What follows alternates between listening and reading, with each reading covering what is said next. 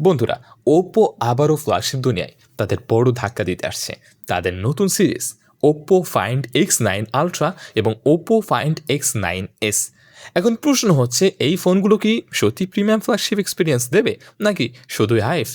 আজকের এই ভিডিওতে আমরা সহজ ভাষায় জেনে নেব, দেখে নেব ডিজাইন, এক্সপেক্টেড প্রাইস, কম্পিটিশন, আর সব শেষে বলবো এই ফোনগুলোর জন্য আপনার অপেক্ষা করা উচিত নাকি না। তো ভিডিওটা শেষ পর্যন্ত দেখবেন।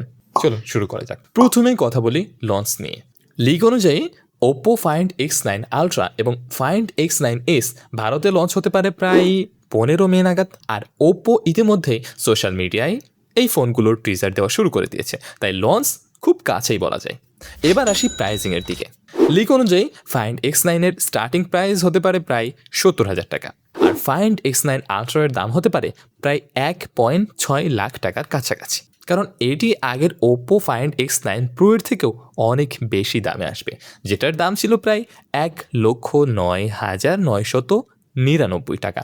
মানে ক্লিয়ারলি বোঝা যাচ্ছে ওপ্পো এবার পুরোপুরি আলট্রা প্রিমিয়াম সেগমেন্ট টার্গেট করছে। এবার কথা বলি কম্পিটিশন নিয়ে।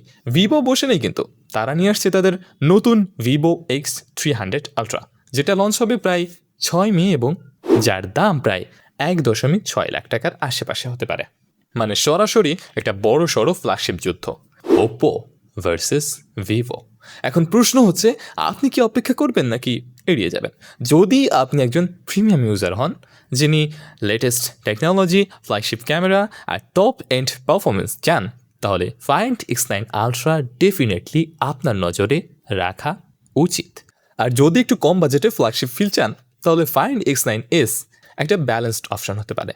তবে একটা কথা মাথায় রাখবেন, যেহেতু এগুলো আলট্রা প্রিমিয়াম ফোন, তাই অ্যাকচুয়াল পারফরমেন্স, ক্যামেরা কোয়ালিটি আর রিয়েল লাইফ ইউজেস কেমন হবে সেটা লঞ্চের পরে ক্লিয়ার বোঝা যাবে।